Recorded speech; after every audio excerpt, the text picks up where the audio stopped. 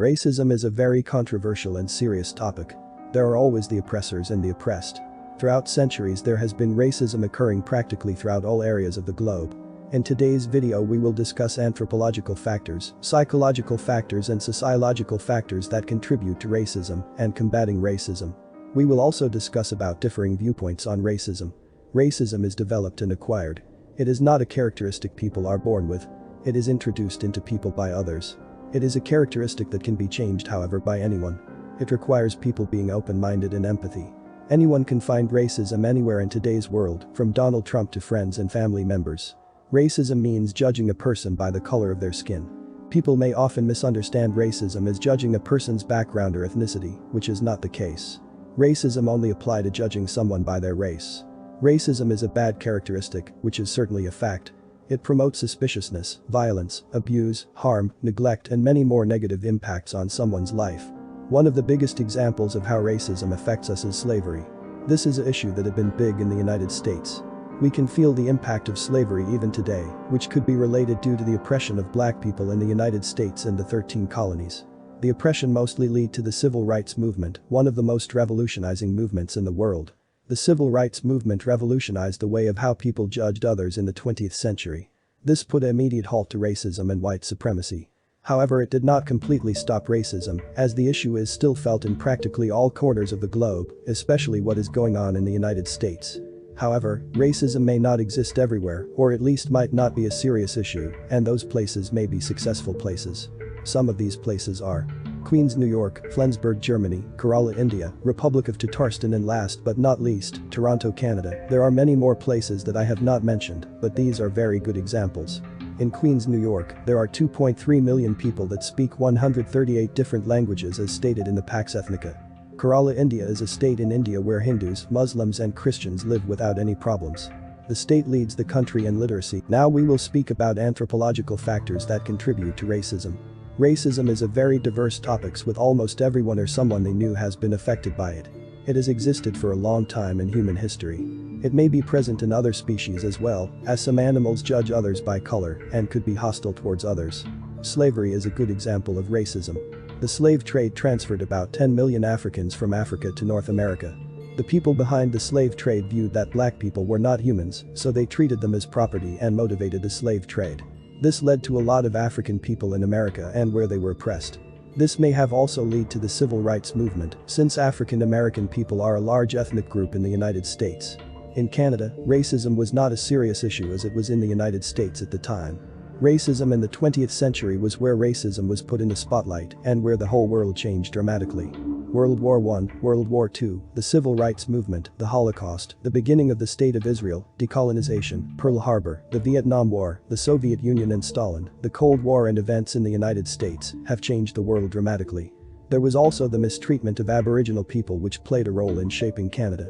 Racism in World War I had played a role in the genocide, in which about 1.5 million were killed.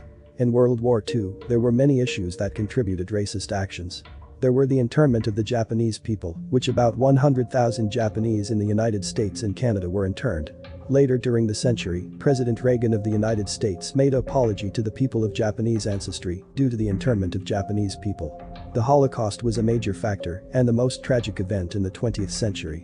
The Holocaust was the genocide of approximately 6 million Jews. There were also people of Roma descent, black people, people who required special needs, and LGBT members that were sent to concentration camps and murdered.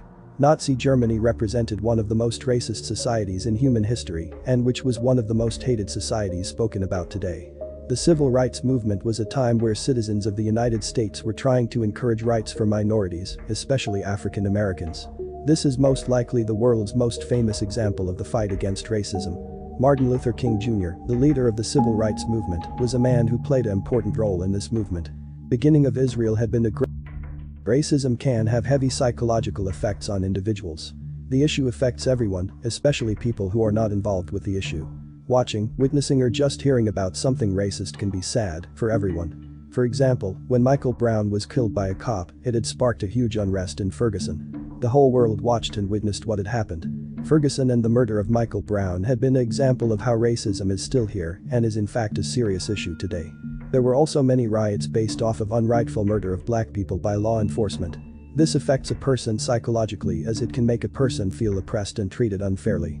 The people witnessing these events will feel as if there are people treating others unfairly, and sadly, there is racism still going on. This of course puts a bad image on the United States.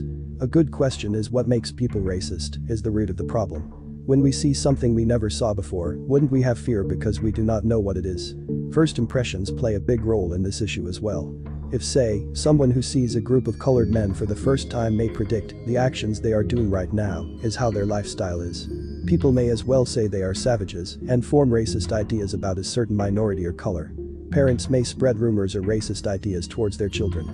Governments may spread their racist ideas across the country, for example, Nazi Germany. This is where a cure to the problem can be introduced. People can be open-minded on situations and just accept the facts that race does not imply anything about the person. A person cannot be predicted by race. People must understand that everyone is different, and that concluding that someone is this because of race is a horrible conclusion. This is proven as racist people tend to lead to being disliked. In today's world, society does not tolerate. Now we will speak on sociological factors that contribute to racism. Racism affects society in a huge manner. Racism suppresses and puts down potential, harmony, peace, coexistence and love. It promotes violence, hate, injustice acts, disparity and jealousy.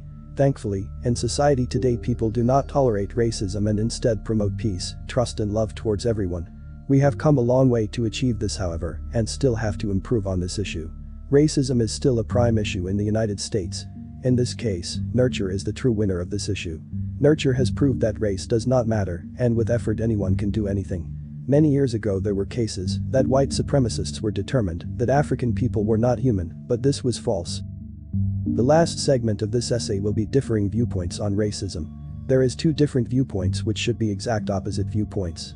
One is Adolf Hitler and the other is Martin Luther King Jr. Martin Luther King Jr. was a man who preached peace and equality, especially for blacks. He said that love can remove hate. He had preached love to end the inequality of black people or African Americans.